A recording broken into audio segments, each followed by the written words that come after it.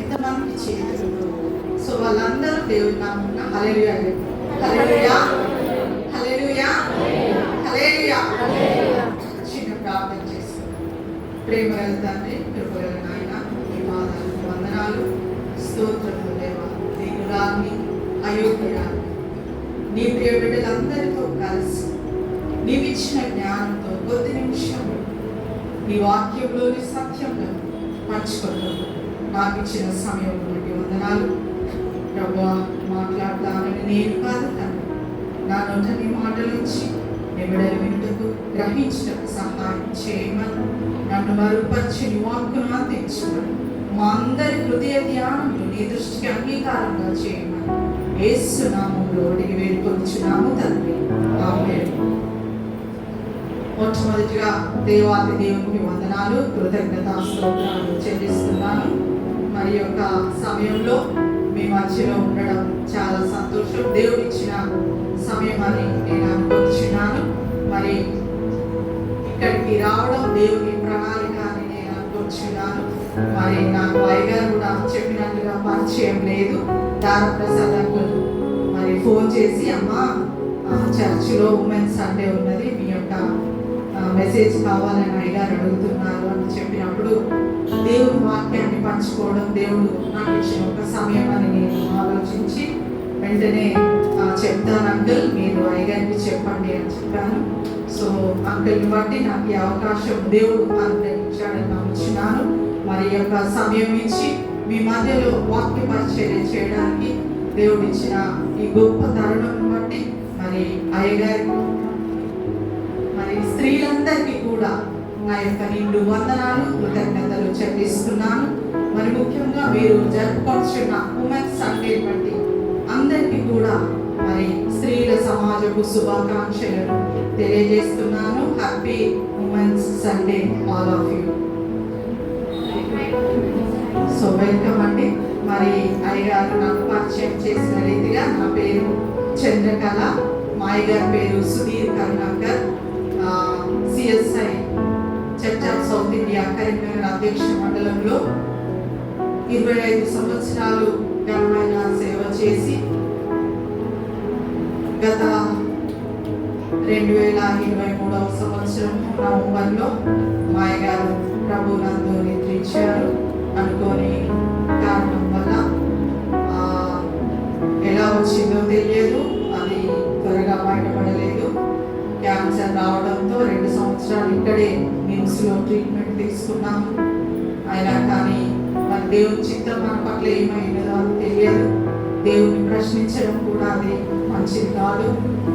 కాబట్టి అప్పటి నుండి మరి పిల్లలు నేను గత సంవత్సరం అంతా వరంగల్లో ఉంటివి.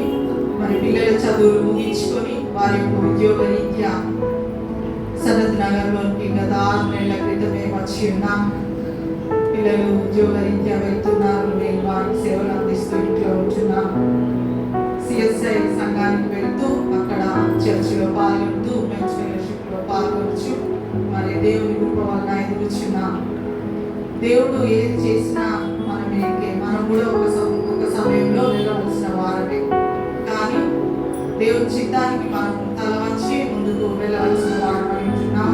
దయచేసి నా యొక్క కుటుంబం కోసము, పిల్లల కోసం మీరు ప్రార్థించాలని మనవి చేస్తున్నాం. మరి సమయం బట్టి దేవునికి వందనాలు చెల్లిస్తూ మరి చదవబడిన వాక్యంలో నుండి నాకు దేవుడు బయలుపరిచినటువంటి కొన్ని విషయాలను మీతో పంచుకోవాలని ఆశపడుచున్నాను. నాకంటే చాలా తెలిసిన వారు ముందు కూర్చొని ఉండవచ్చు, కానీ దేవుడు ఇక్కడ నన్ను నిలవబెట్టుకున్నాడంటే ఒక ప్రణాళిక ఉన్నదని నేను అనుకుంటున్నాను. నాకున్న జ్ఞానము, నాకున్న తెలివి మరి సరిపోదు ఈ వాక్యం చెప్పడానికి. దేవుడు ఇచ్చిన కొన్ని మాటలు మీతో పంచుకోవాలని ఆశపడుచున్నాను. చదవబడిన మరి ఇర్మియా గ్రంథంలో మనము చూసినట్లయితే అక్కడ రోదనము చేయు స్త్రీలను పిలువనంటున్నాడు. ఎందుకు రోదనము చేయాలి? ఎవరి కోసము రోదనము చేయాలి? ఎందుకంటే అయ్యగారు గుర్తు చేశాడు, గత ఆగస్టు నెల నుండి ఈ ఆగస్టు వరకు కాపాడినందుకు దేవుని దగ్గర మనము రోదనం అంటే ఏడవాలి, మొరపెట్టుకోవాలి. ఆయన సన్నిధిలో మనము విజ్ఞాపన చేయాలి.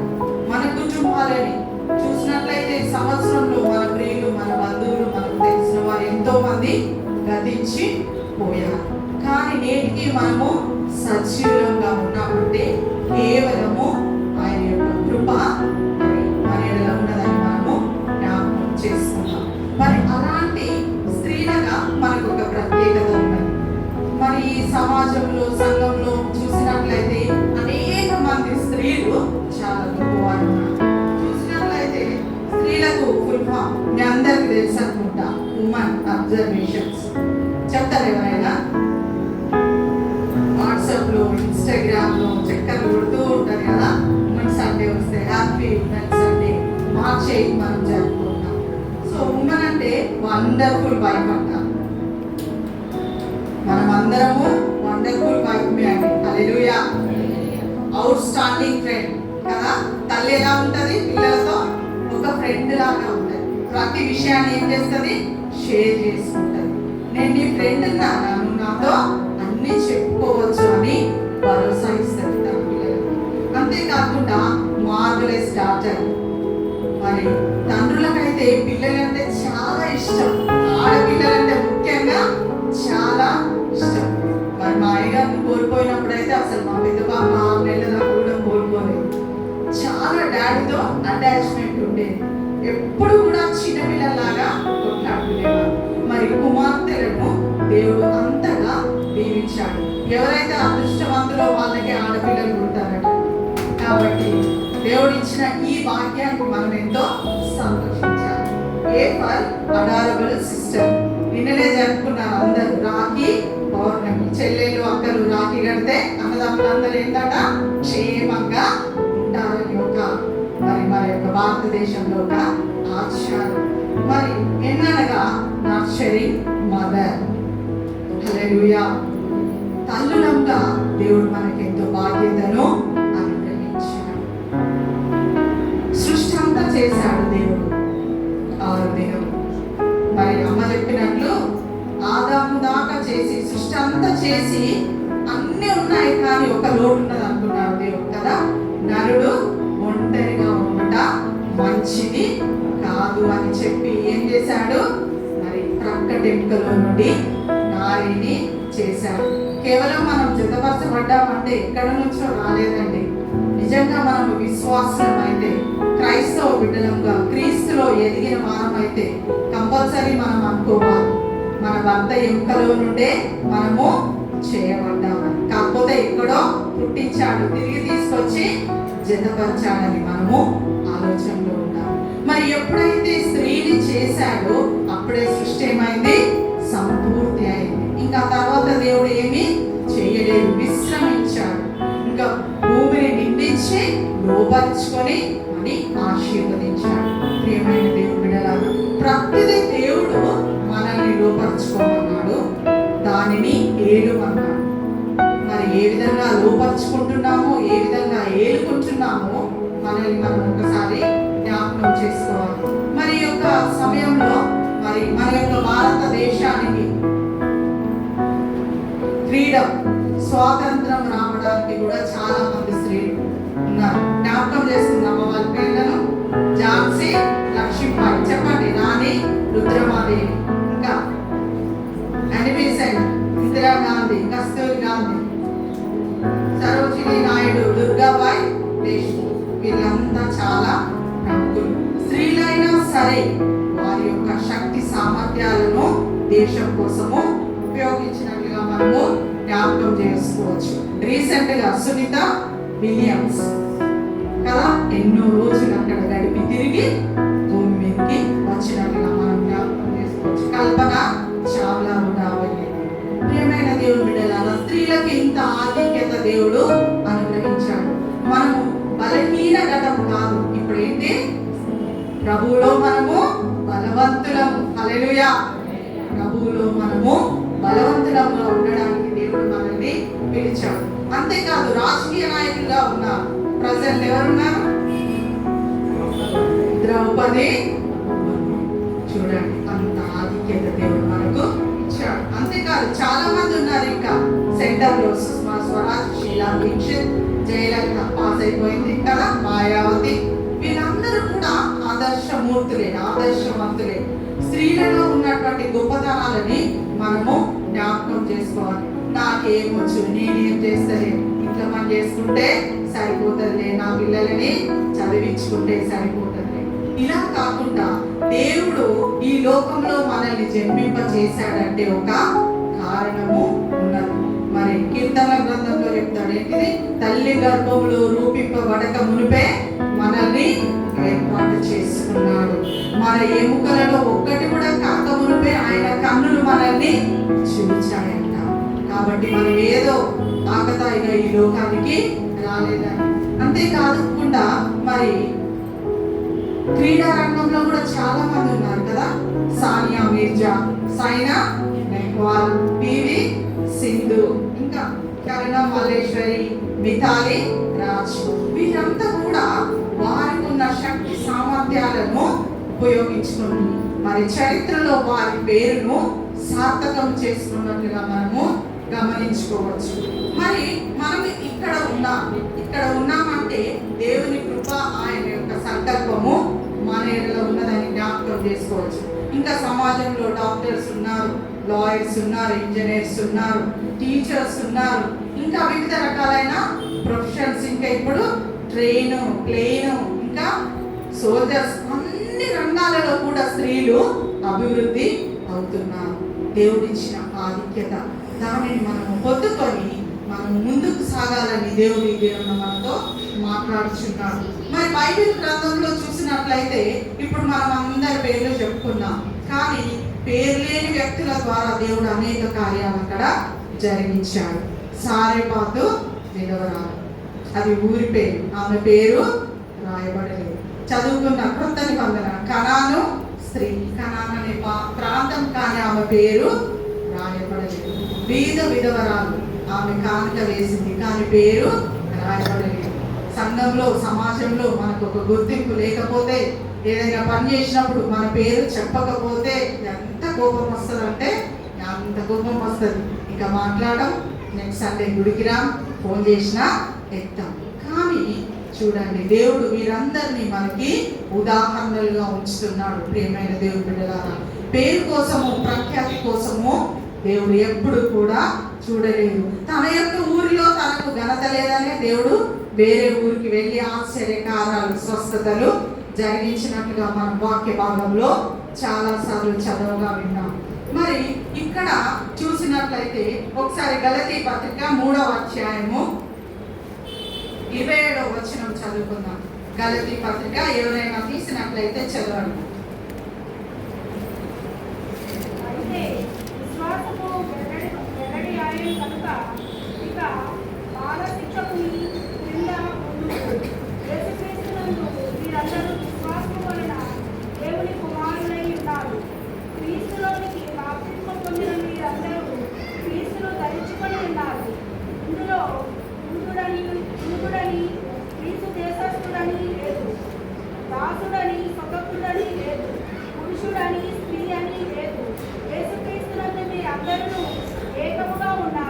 హల్లెలూయా. ఏ భేదము లేదన్నాడు దేవుడు. పురుషుడని లేదు, స్త్రీ అని లేదు, దాసుడని లేదు, స్వతంత్రుడు లేదు, యూదుడని లేదు, గ్రీసు దేశస్థుడు లేదు. మనం అందరము కూడా ఎలా ఉన్నాము? ఏకమై ఉన్నాము. మరి మనమే వివిధ రకములైన తంత్రములు కల్పించుకొని, అనేక కల్పనా కథలను కల్పించుకొని తారతమ్య భేదాలు చూపిస్తూ ఈ లోకంలో ఉంటున్నామని వాక్యం మనల్ని హెచ్చరిస్తుంది. మనమందరము దేవునిలో, మరి ఆయన పరిచర్యలో నిబద్ధత కలిగి ఉండాలని దేవుడు కోరుకుంటున్నాడు. మరి స్త్రీలు సమాజంలో చాలా ప్రభావం చూపే వ్యక్తులుగా ఉన్నారు. సమాజంలో మార్పు తేవడానికి కూడా సర్వశక్తులకు దేవుని చేత బలంగా వాడబడినట్టుగా మనము చూస్తున్నాం. మరి యోవేలు గ్రంథంలో కూడా చెప్తున్నాడు, అక్కడ మీ కుమారులు, మీ కుమార్తెలు కలలు కందురు, దర్శనములు చూతురు అని చెప్తున్నాడు. ఎవరికి కూడా ఏ భేదము లేదు. దేవుడు అనుగ్రహించే మహిమ అందరికీ సమానమే. నీతిమంతుల మీద, అనీతిమంతుల మీద ఆయన సూర్యుని ఉదయింపచేయును, తన యొక్క వర్షమును కురిపింపచేయనని వాక్యము సెలవిస్తున్నది. కాబట్టి మనము మనకు అప్పగించిన బాధ్యతలను, మనకిచ్చిన తలాంతులను దేవుని సేవలు వినియోగించుకుంటూ దేవుడు మనల్ని మరి వాడుకోవాలని ఈ యొక్క సమయంలో మీతో నేను మరి పంచుకొనిచున్నాను. మరి దేవుని యొక్క మరి ఉద్దేశంలో కొంతమంది స్త్రీలను మనము ఈ యొక్క సమయంలో జ్ఞాపకం చేసుకుందాం. కొంతమంది జ్ఞానంతో, కొంతమంది తెలివితో, కొంతమంది శక్తితో, కొంతమంది వారికి ఉన్న సామర్థ్యాలతో ప్రభు యొక్క మరి పరిచర్యలో మరి వాక్య భాగంలో ఉన్న కొంతమందిని మనము జ్ఞాపకం చేసుకుందాం. ధైర్య సాహసాలు మరి చాలా ఉన్నటువంటి వ్యక్తులను మనం జ్ఞాపకం చేసుకుందాం. చదవబడిన సామెతల గ్రంథము 31వ అధ్యాయము మరి 9వ వచనం నుండి మిగతా వచ్చిన భాగంలో చూసినట్లయితే, గుణవతి అయిన భార్య దొరుకుడు అట్టిది ముత్యము కంటే అమూల్యమైనది అని వాక్యము సెలవిస్తుంది. అమ్మ కూడా చక్కగా పాట పాడారు. అమూల్యమైన మరి గుణవతి అయిన భార్య మూల్యం అని మరి చెప్పినట్లయితే ఆమె కీడు చేయదు. ఆ వాక్య భాగంలో కొన్ని మనం మాట్లాడుకుందాం. ఆమె ఎవరికి కీడు చేయదు, తన పనివారి కొరకు భోజనము సిద్ధపరుస్తుంది, బలముగా పనిచేస్తుంది. నిజంగా స్త్రీలకి ఒక ఇమ్యూనిటీ బూస్టర్ మగవారి కంటే ఎక్కువ ఉంటుందండి. నాకు చెయ్యరాదు అని మగవారు వదిలేసిపోతే ఏం చేస్తామండి, ఇంట్లో చేసి చూపిస్తాం. మనం ఆ యొక్క ధన్యత దేవుడు మనకు ఇచ్చినట్లుగా మనము జ్ఞాపకం చేసుకోవచ్చు. ఇంటి వారి నడతలు ఏం చేస్తుందట, బాగుగా కనిపెట్టాలి. ఎవరు ఎలా ఉన్నారు, ఏ పని చేస్తున్నారు, ఎవరు ఏ సమయంలో ఎటు వెళ్తారు, భోజనం చేస్తే వారికి ఇష్టమైన కూరేంటిది, ఏ బట్టలు వేసుకుంటే వారికి చక్కగా ఉంటాయి అని ప్రతి ఒక్కరిని మరి కుటుంబంలో ప్రతి వారిని కూడా తల్లి ఎరిగినట్లుగా మనం జ్ఞాపకం చేసుకోవచ్చు. ఇవన్నీ పని చేసిన తర్వాతనే భోజనం చేస్తుందండి. అవునా కాదా? పిల్లలకి, భర్తలకి, ఇంకా ఆఫీస్కి వెళ్ళే వాళ్ళందరికీ కూడా టిఫిన్స్ పెట్టి లంచ్ బాక్స్ చదివేసి వాళ్ళందరూ పోయిన తర్వాత కూర్చొని నెమ్మదిగా భోజనం చేస్తాం. ఈ యొక్క వాక్య భాగము మన జీవితంలో నెరవేరిందంటే మనం ఎంతో ధన్యులం. హల్లెలూయా. ఆ ధన్యులయ్యే యోగ్యతను దేవుడు మనకు అనుగ్రహించినట్లుగా మనము జ్ఞాపకం చేసుకోవచ్చు. సామెతల గ్రంథంలో కొన్ని సందర్భాలలో మరి స్త్రీల గురించి చాలా చక్కగా సొలొమోను రాశాడు. భార్య దొరికిన వానికి ఏం దొరుకుతుందట, మేలు దొరికాను. కానీ కొంతమందికి తేలు దొరికిన లాగా ఉంటుంది కదా. ఎప్పుడు ఒక గొడవ, ఎప్పుడు ఒక ఆయాసం, కష్టం. మీ అమ్మ ఇట్లా అన్నదండి, మా ఆడపడిచి ఇట్లా అన్నదండి అని రాగానే భర్తకు చెప్పడం, ఆయన ఆఫీస్ పని, ఈ పని అన్నీ కూడా ఫ్రస్ట్రేషన్ అంతా కుటుంబంలో అలజడి. మరి మనం ఎలా ఉండాలట, మేలుకరంగా ఉండాలని వాక్యం మనల్ని హెచ్చరిస్తున్నది. ప్రియమైన దేవుని బిడ్డలారా, అలా ఉండుటకే దేవుడు మనల్ని జతపరిచాడు. అన్ని దానంలో కన్నా ఏది దానం గొప్పది మనందరికి తెలుసు. దానం అంటే సహాయం చేయడము ఏది గొప్పది? అన్నదానం. హల్లెలూయా. కొన్ని డబ్బులు ఇచ్చి చూడండి, ఇంకొంచెం ఇస్తే బాగుండు. వాళ్ళ దగ్గర బాగున్నాయి కదా డబ్బులు కదా. ఒక చీర పెట్టింది అనుకో, ఈ చీర పెట్టింది ఏంది, మంచి చీర పెడితే ఏమైంది, ఇవే కట్టుకుంటారు ఆమె ఈ చీరలు అంటాం. ఒకవేళ అన్నము పెడితే ఏమంటాం, చాలు అంటాం, కడుపు నిండింది అన్నమాట కదా. కానీ ఇక్కడ వాక్యం ఏం సెలవిస్తుందంటే, సుబుద్ధి గల భార్య యెహోవా యొక్క దానము. హల్లెలూయా. ఎవరంట? సుబుద్ధి గల భార్య. నిజంగా ఒక భర్తకు సుబుద్ధి గల భార్య దొరికిందంటే అది ఎవరిచ్చిన దానము? యెహోవా ఇచ్చిన దానం అని మనం జ్ఞాపకం చేసుకోవాలి. సామెతలు 19:14లో చక్కగా సొలొమోను రాస్తున్నాడు. మరి కుమారుడు యెహోవా అనుగ్రహించు స్వాస్థ్యము, గర్భఫలము ఆయన ఇచ్చు బహుమానం. బహుమానం వేరు, దానము వేరు. ప్రియమైన దేవుడు, దానం అంటే తిరిగి మనము పొందేది కాదు. బహుమానం అంటే ఒకరికొకరము ఇచ్చి పుచ్చుకుంటాం. అది మనము జ్ఞాపకం చేసుకోవాలి. కాబట్టి మనము ఆ యెహోవా ఇచ్చిన దానం లాగానే మనము మన భర్తకు, మన కుటుంబానికి ఉండాలని వాక్యం మనతో మాట్లాడుతున్నది. అదే సామెతలో చూసినట్లయితే 11:16లో నెనరు గల స్త్రీ ఘనత నొందును. నేనెరగల స్త్రీ ఏమవుతుందంట? ఘనత నొందుతుందంట. అంటే మంచి ప్రవర్తన కలిగినటువంటి స్త్రీ ఎక్కడైనా సరే ఘనత పొందుతుంది. వాక్యం సెలవిస్తుంది, తన పనిలో నిపుణత గలవాణిని చూచితివా, వాడు అల్పుల ఎదుట కాదు రాజుల ఎదుటనే ఘనత పొందును. నీ యొక్క క్రియలు, నీ పనులు, నీ ఆలోచన, నీ ప్రవర్తన, నీ నడవడిక ద్వారా అనుకోకుండానే నిన్నందరూ ప్రేమిస్తారు, గౌరవిస్తారు. కాబట్టి మనం ఆ రీతిగా ఉండాలని వాక్యం మనల్ని హెచ్చరిస్తుంది. 12వ అధ్యాయం 4వ వచనంలో యోగ్యురాలు పెనిమిటికి కిరీటం అంటారు. కిరీటం అంటే ఎంత సంతోషం కదా! ఒక రాజుకే పెడతారు, కానీ మన భర్తకు ఏందట? మనము కిరీటంగా దేవుడు ఇస్తున్నాడు. ప్రియమైన దేవుడు బిడ్డలారా, మరి క్రీస్తు సంఘమునకు ఏ విధంగా మరి శిరస్సు అయి ఉన్నాడు ఈ వాక్యంలో మనకు చెప్తున్నాడు. మనం ఇప్పుడు ఎవరికి? మన యొక్క భర్తకు కిరీటంగా ఉంటామని, యోగ్యురాలని మరి సొలొమోను భక్తుడు రాస్తున్నాడు. ఇవన్నీ కూడా మనకు తెలియదని కాదు, మనకు బాగా తెలుసు. వాక్యం చదువుతాం, బైబిల్ని ఇప్పటికీ 4-5 సార్లు ముగించిన వాళ్ళు కూడా ఉండవచ్చు. ఏదో చదివినట్టు చదువుకుంటూ పోతాం, కానీ దానిని మనము ధ్యానించము కూర్చొని. ప్రభువా, ఈ దినం ఈ వాక్యము చదువుతున్నా, నీవేం మాట్లాడుతున్నావు ఈ వాక్యం ద్వారా, ఈ వాక్యం ద్వారా నేను ఏమి నేర్చుకోవాలి అనే సమయము మనకు లేదు.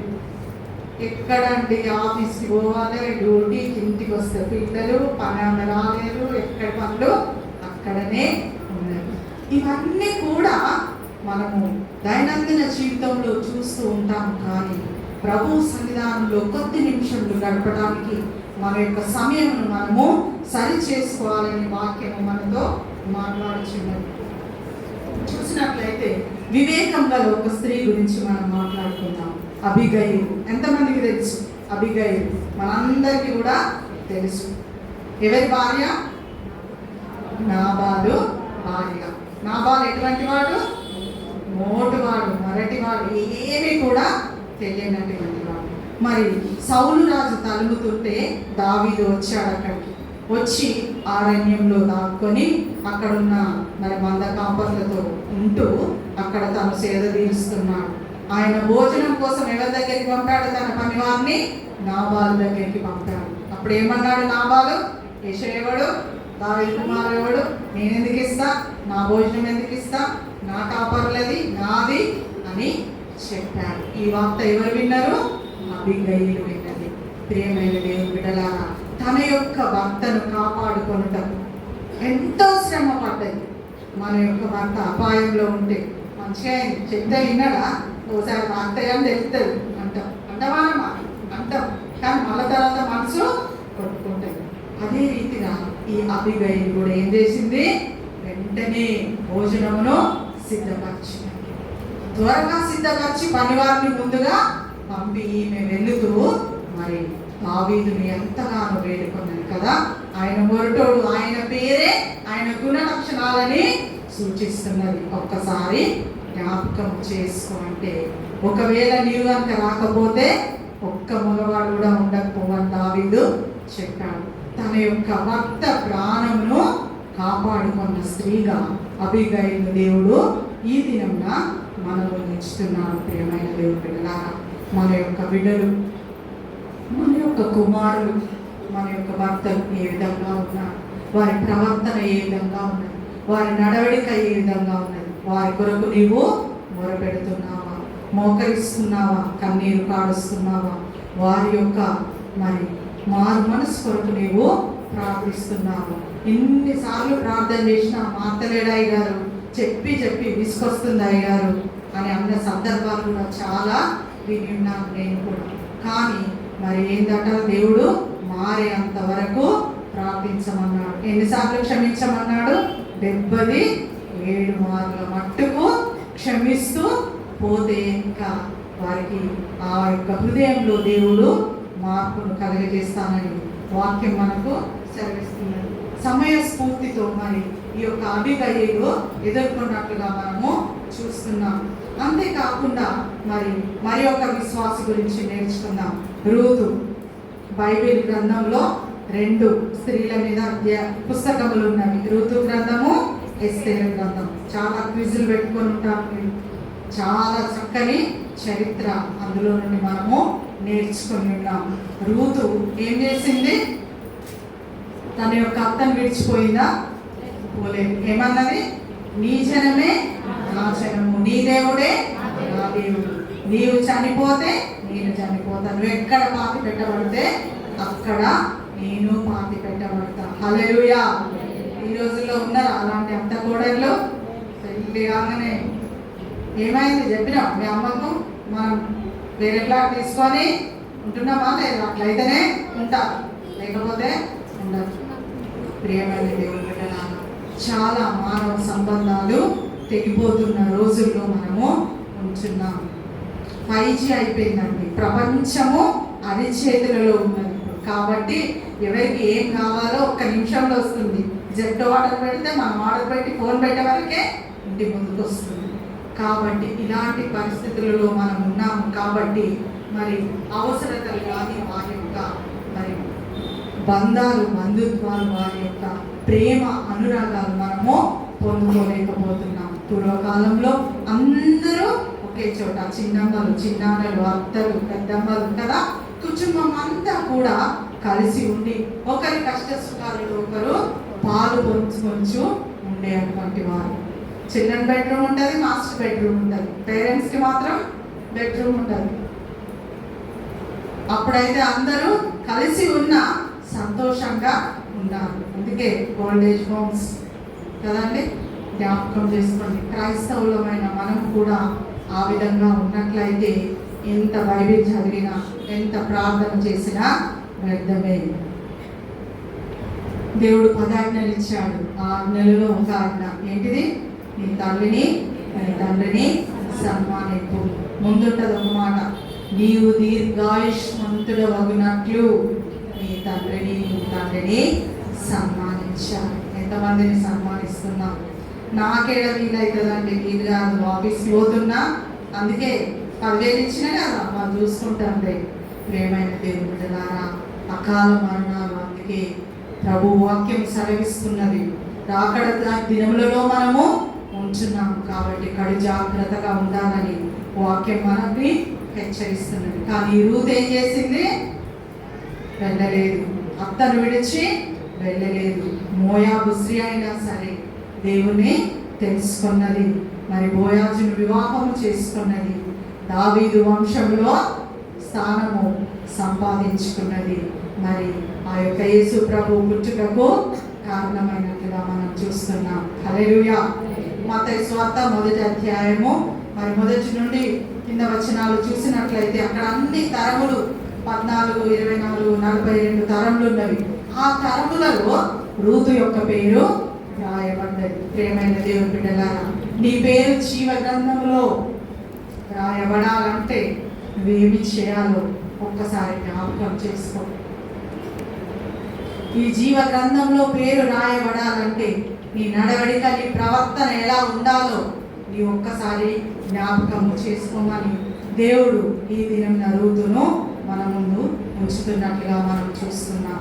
అదే రీతిగా చూసినట్లయితే యేసు తల్లి అయిన మరియా ఏం చేసింది? ఆ కాలంలో చాలా మంది కన్యకలు ఏం చేశారట?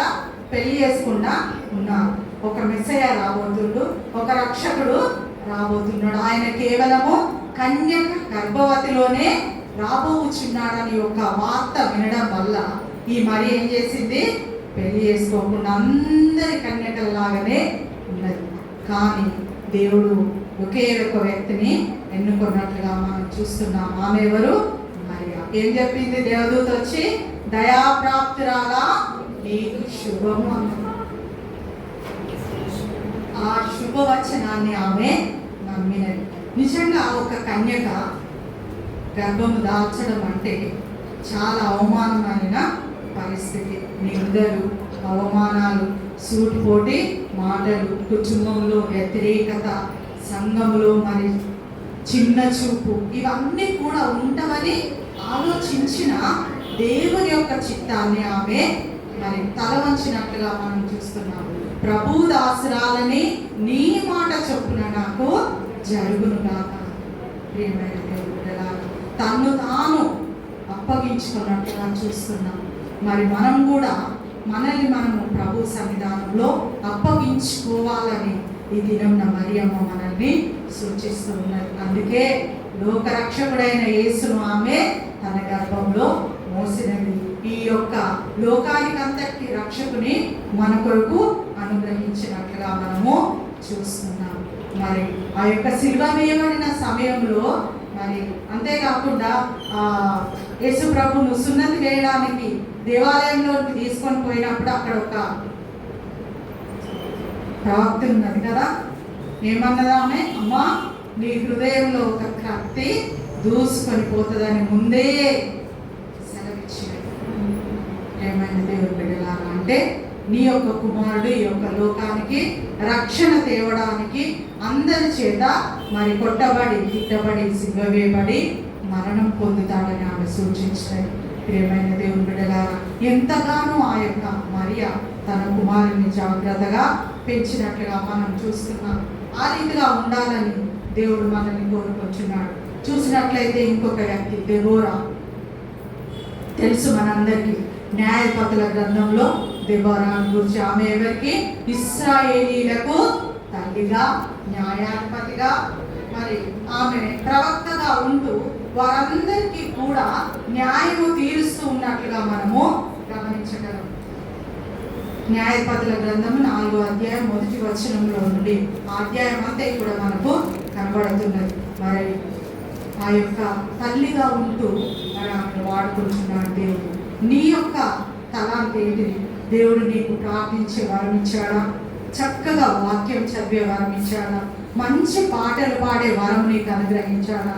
చక్కగా దేవుని వాక్యాన్ని బోధించేటువంటి మరి వరంను నీకు ఇచ్చాడా? మరి ముందుండే నాయకత్వ లక్షణాలు దేవుడు నీకు అనుగ్రహించాడా?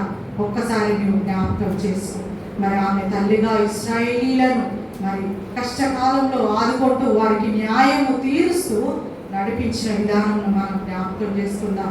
చిన్నప్పటి నుండే కొంతమందికి చక్కగా నాయకత్వ లక్షణాలు ఉంటారు, లీడర్గిరి చేస్తూ ఉంటారు వారి ఆటల్లో కూడా.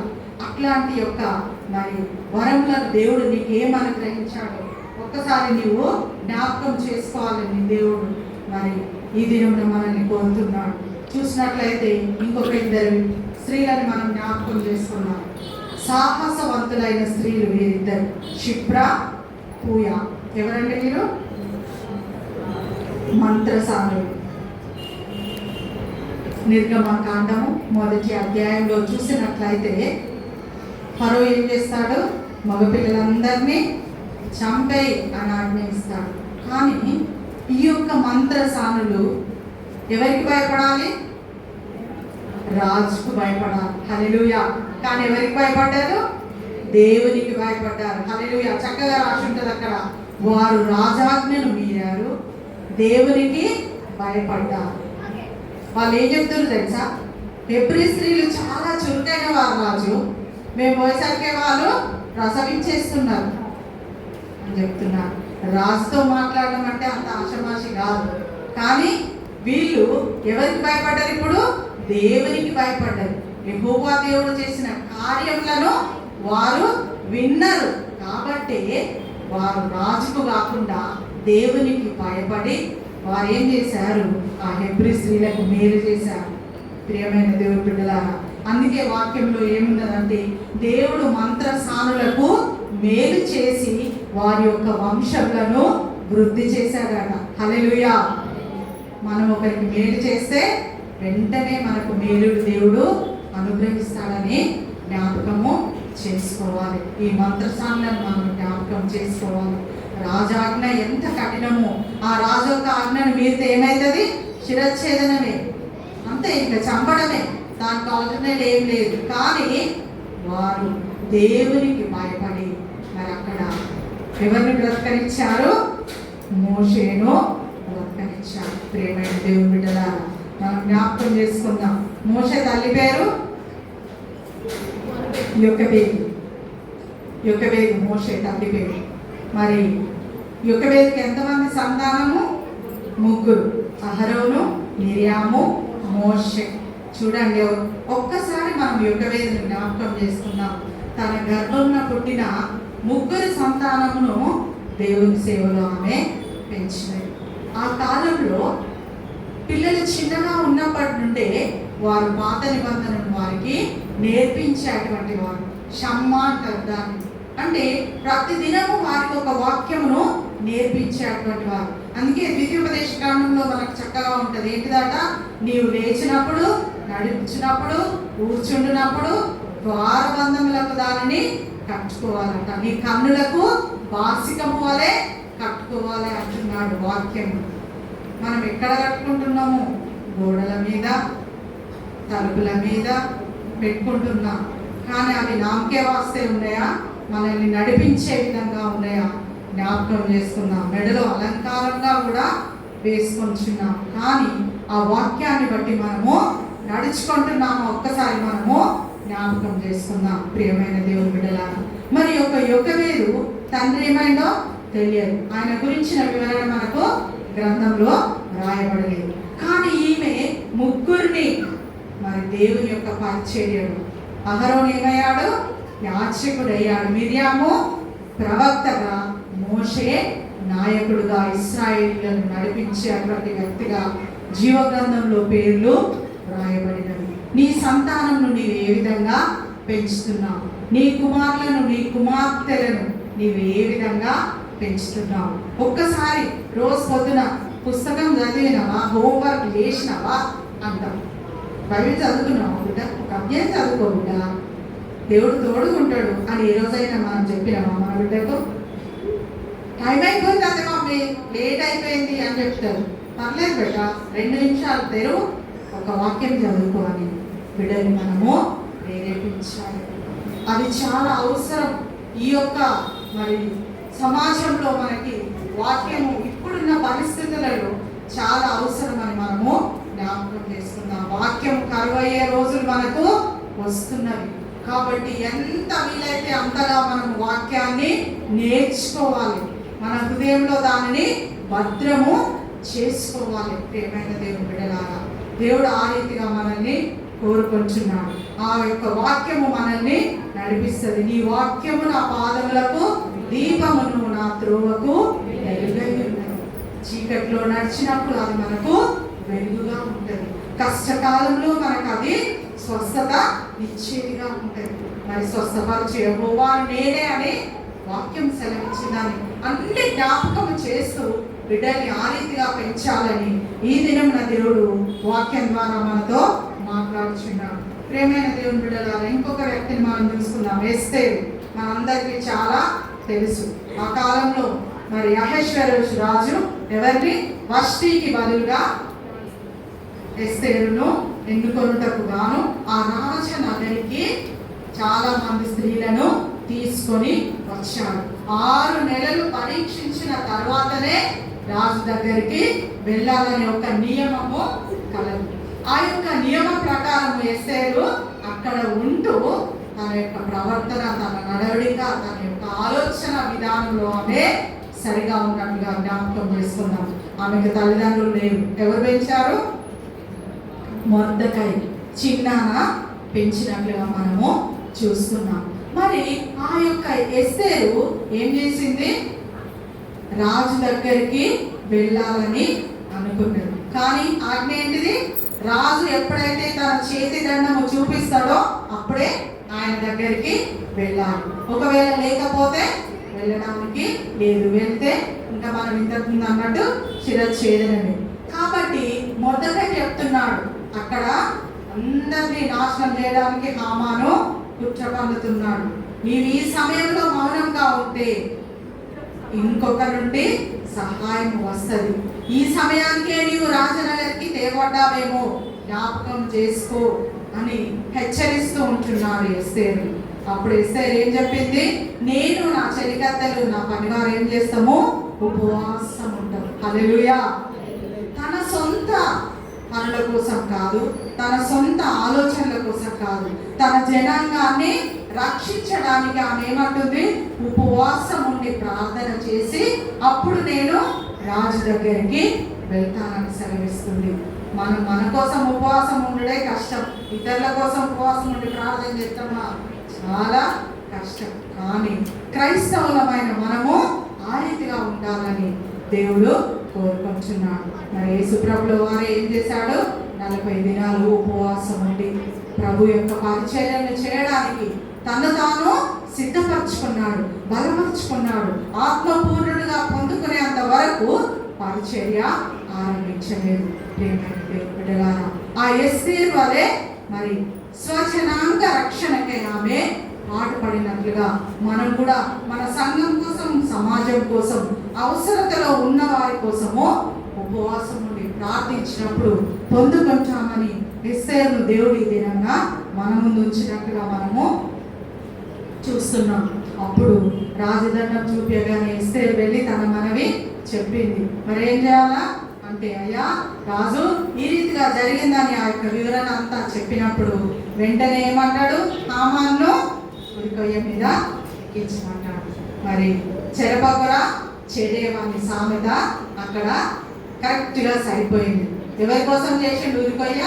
మొర్దెకై కోసం హామాన్ ఒకటి తయారు చేయించి పెట్టాడు. అదే ఉరికొయ్య మీద హామానును వర్తించాడు. ప్రియమైన దేవుని బిడ్డలారా, మరి క్రైస్తవులమైన మనము ఒకరికి హాని చేసే విధంగా ఉండొద్దని ఈ హామాను ద్వారా మనము నేర్చుకోవాలి. మనం ఏదైతే చేస్తామో తిరిగి మనకు అదే వస్తుంది అని వాక్యం మనల్ని హెచ్చరిస్తూ ఉన్నది. కాబట్టి మనం ఎస్తేరు వలె ప్రార్థించే విధంగా ఉండాలని మరి ఈ దినంన దేవుడు మనతో మాట్లాడుచున్నాడు. ఇంకొక స్త్రీని మనం జ్ఞాపకం చేసుకుందాం. సుకారను బావి యొద్ద స్త్రీ, ఈమె పేరు రాయబడలేదు, సమరయ స్త్రీ అంటారు. యోహాను సువార్త 4వ అధ్యాయంలో చక్కగా రాయబడినది. ఎన్నోసార్లు మనము చదువుకున్నాం. మరి దేవుడు ఆమెతో మాట్లాడుతున్నాడు యేసుప్రభుల వారు కదా. నీకు భర్త ఉండే తీసుకురాపో ఉన్నరా, ఇవన్నీ కూడా మాట్లాడుతుంటే ఆమెకు ఆశ్చర్యం వేస్తుంది. ఎందుకు? అసలు ఈయన ఎవరు, నాతో ఇవన్నీ కూడా చెప్తున్నాడు అని ఆమె తనలో తాను ఆలోచిస్తూ ఉండగానే ప్రభు ఆమె యొక్క జీవితం అంతా విప్పి చెప్పినట్లుగా మనం చూస్తున్నాం. ప్రియమైన దేవుని బిడ్డలారా, ఎప్పుడైతే నీవు వాక్యాన్ని చదువుతావో, ఎప్పుడైతే నీవు వాక్యాన్ని ధ్యానిస్తావో, మరి యొక్క వాక్యములో నీ హృదయం అద్దం వలె కనబడుతుంది. నీవు చేసిన క్రియలు అక్కడ కనబడుతుంది. మంచేదో చెడేదో నీవు నిర్ణయించుకొని ఆ రీతిగా నడుచుటకు వాక్యం మనల్ని సరిచేస్తుంది. ఈమె ఏం చేసింది? ఆ కుండను అక్కడే పగలగొట్టింది. ప్రియమైన దేవుని బిడ్డలారా, మన పాపపు జీవితాన్ని, మన గత జీవితాన్ని, మనలో ఉన్న చెడు క్రియలను ఏం చేయాలి? పగలగొట్టాలి. ప్రభు పాదాల చెంత పగలగొట్టాలి. అప్పుడే మనం ఏమవుతామో? ప్రభు బిడ్డగా జీవిస్తాము. హల్లెలూయా. వెంటనే ఎక్కడికి వెళ్ళింది ఆమె? ఊరిలోనికి వెళ్ళింది. నేను చేసినవన్నీ నాతో చెప్పిన మనిషిని చూడుడి అని చెప్పి ఆ ఊరి వారందరూ ఎవరి దగ్గరికి నడిపించింది. ఇన్ని సంవత్సరాలైంది క్రైస్తవులుగా ఉన్నాం, ఆరాధనకు వస్తున్నాం, అన్ని పండుగలు జరుపుకుంటున్నాం, అన్ని రీతిగా ఉన్నాం. కానీ ఒక్క ఆత్మ అయినా నీతో తీసుకొచ్చినావా? ఒక్కరినైనా నీవు రక్షించినావా? ఎన్ని సంవత్సరాలు ఉన్నావు క్రైస్తవుడిగా, క్రైస్తవురాలిగా? నీ పక్కింటి వారినో, నీ ఎదురింటి వారినో, కష్టంలో ఉన్నవారినో, నీ యొక్క జీవితంలో దేవుడు చేసిన సాక్ష్యమును, మంచిను, మేలులను, ఆశీర్వాదములను చెప్పి వారి హృదయంలో పరివర్తన, మార్పు తీసుకొచ్చావా? ఒక్కరినైనా ప్రభు వద్దకు తీసుకొచ్చావా? అలా తీసుకువస్తే ధన్యులం. హల్లెలూయా. ఒకవేళ తీసుకురాకపోతే సమరయ స్త్రీని జ్ఞాపకం చేసుకున్నాను. ఊరిని మార్చివేసిందండి. హల్లెలూయా. మనం ఒక్కరిని కూడా మార్చకపోతే ఆ రాకడ సమయంలో ప్రభు వద్దకు వెళ్ళినప్పుడు ప్రభు అడిగితే ఏం సమాధానం ఇస్తాం? ఒక్కసారి మనల్ని మనము పరీక్షించుకుందాం. అంతేకాకుండా వారందరూ ఏం చేశారు తెలుసా? నీ సాక్ష్యం ద్వారా ఎవరినైనా మార్చినవు అని నీవు కనుక అనుకుంటే వారు అక్కడ చెప్తారు. అప్పుడు దేవుడు నీకు అత్యధికమైన బహుమానం ఇచ్చుటకు సిద్ధంగా ఉంటాడని వాక్యము సెలవిస్తున్నది. ప్రియమైన దేవుని బిడ్డలా, ఈ రీతిగా మనం ఉండాలని కోరుకొంచున్నాడు దేవుడు. ఇంకొక స్త్రీని జ్ఞాపకం చేసుకుందాం. యేసు ప్రభువును అభిషేకించినటువంటి స్త్రీ. దేంతో అభిషేకించిందండి? అత్తరుతో అభిషేకింది. 4 సువార్తలలో ఈ యొక్క మరి సందర్భము రాయబడి ఉన్నది.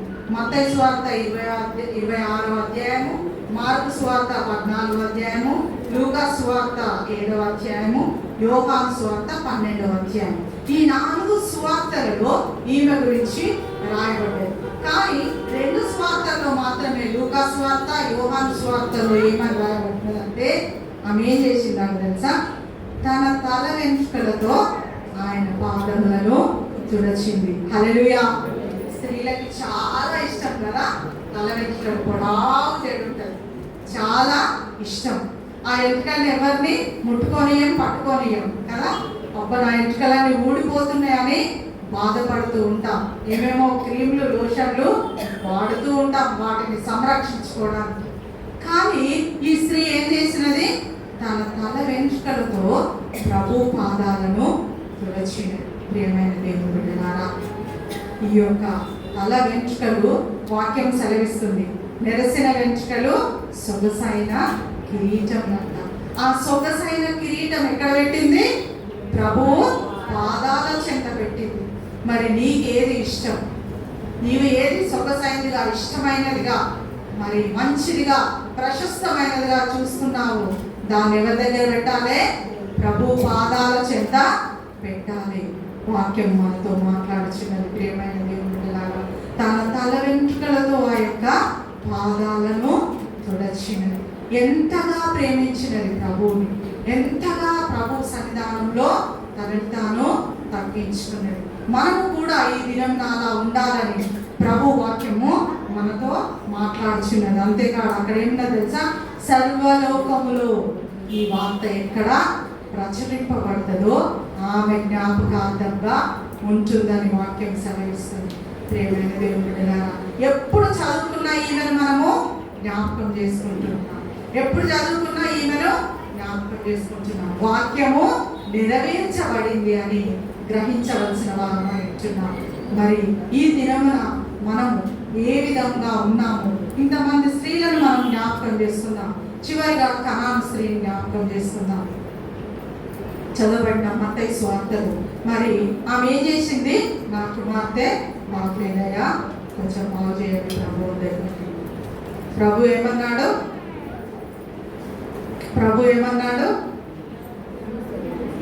పిల్లల రొట్టె ముక్క తీసి కుక్క పిల్లలకు వేట యుక్తం కాదు. హల్లెలూయా. అంటే ఇండైరెక్ట్ ఏమన్నట్టు? కుక్క అన్నట్టే కదా. అమ్మా నన్ను ఎంత మాట అంటామని అయితే మనం ఏం చేస్తాం? గొడవే కాదు, అది మానని గొడవ అవుతుంది. కానీ ఆమె ఎంతగా తగ్గించుకున్నది కదా. ఏమన్నది? అయ్యా, ఆ యొక్క భోజనపు బల్ల కింద ఉన్న ముక్కలు కూడా కుక్క పిల్లలు ఏరుకొని తింటాయి కదా ప్రభువా అని ఎంత దీనత్వంతో, ఎంత నెమ్మదిగా తన యొక్క హృదయాన్ని అంతగా తగ్గించుకొని ప్రభు యొక్క ఆమె మాట్లాడింది. ప్రియమైన దేవుడులా తను తాను తగ్గించుకొని వాడు హెచ్చింపబడు అని వాక్యము సెలవిస్తున్నది. సరే అమ్మా, నీకు మాత్రే బాగుంటుందని సెలవించాను. ప్రియమైన దేవుడులా మనము ఇంతమంది స్త్రీలను మనం ఈ దినం జ్ఞాపకం చేసుకుంటున్నాం. సామాజికంగా, మరి వాక్యపరంగా, సంఘంగా, ఇవన్నీ కూడా మనము ఈ దినంన నేర్చుకొని ఉన్నాం. ఇవన్నీ మీకు తెలియదని కాదు, కాకపోతే ఒకసారి మనం ఏం చేశాము? రిపీట్ చేసుకున్నాం. తిరిగి వాటిని మనము మరి నేర్చుకున్నాం. దాన్ని మరి ఒకసారి మనము తలంచాము, గ్రహించుకోవడానికి మనము వాటిని మరి నేర్చుకొని ఉన్నామని జ్ఞాపకం చేస్తున్నాం. మరి ఇవన్నీ చేసినప్పుడు మరి ఏ రీతిగా మనం ఉండాలో వాక్యం మనతో మాట్లాడి ఎవరి ద్వారా ఉండాలి, ఎంతగా తగ్గించుకోవాలి. దోర్కలాగా ఉన్నానా? దోర్క ఏం చేసింది? చాలా మంచి పనులు చేసింది కదా. ఆమె బ్రతుకున్నప్పుడు అందరూ చెప్పింది, అయ్యా బ్రతుకున్నప్పుడు ఇవన్నీ పుట్టేది, ఇవన్నీ మాకు సరి చేసి ఇచ్చింది అని. చనిపోయినప్పుడు సాక్ష్యం చెప్పారు. మనం చనిపోయినప్పుడు కూడా మనకు ఒక సాక్ష్యం ఉండాలి. మంచి పాట ఉన్నది ఒకటి, సాక్ష్యమనగలిన వినిన సంగతులను తెలుపుటై సాక్ష్యమిచ్చు కొరకు నన్ను స్వామి రక్షించెను. సాక్ష్యమిచ్చేదా మన స్వామి యేసు దేవుడని సాక్ష్యమిచ్చేదా. హల్లెలూయా. నేనేం చెప్తానండి, నాకేం తెలుసా అండి. వాక్యం చెప్పుడు కష్టం అండి. మాట్లాడమంటే పక్క వీధిలో వినబడేదాకా మాట్లాడతాం. ప్రార్థన చేయమంటే చాలా నెమ్మదిగా ప్రార్థన చేస్తాం. దయచేసి ఏమనుకోకండి. వాక్యం చదవమంటే సగం తప్పులు పోతాయి అన్న చాలా మందిని నేను చూస్తూ ఉన్నాను మా యొక్క సేవా జీవితంలో. మనకున్నది 6 దినములు కష్టపడి పని చేయవలెను, 7వ దినమున విశ్రాంతి దినం.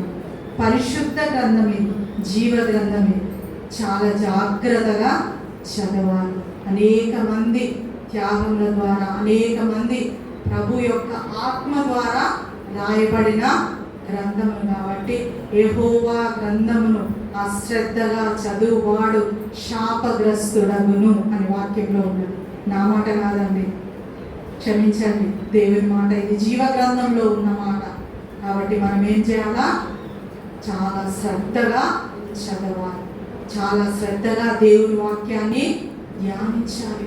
నీకున్న కొంచెం సమయంలోనైనా ప్రభు ఈ దినం నీవు ఏం మాట్లాడుతున్నావు, ఈ దినం నీవు మాట్లాడకపోతే నేను బయటికి వెళ్ళనయ్యా అని నీవు ఒక్కసారి అడిగితే దేవుడు తప్పక మాట్లాడతాడు. ఇంకా చాలా మంది స్త్రీలు ఉన్నారు. మనం చూసినట్లయితే యొఫ్తా కుమార్తె గురించి తెలుసు కదండి అందరికీ. తండ్రి యొక్క వాగ్దానాన్ని నెరవేర్చడానికి తన కన్యాత్వమును త్యాగం చేసినటువంటి కుమార్తె. బానిస పిల్ల నయమాన కుష్ఠరోగమును బాగు చేసింది. ఇంకా చాలా ఉన్నాయి. షేబా దేశపురాణి, రాహాబు వేష గురించి మనకు తెలుసు కదా. ఇశ్రాయేలులకు దేవుడు చేసినటువంటి ఆ యొక్క గొప్ప కార్యములను తెలుసుకొని వేగుల వారిని ఏం చేసింది?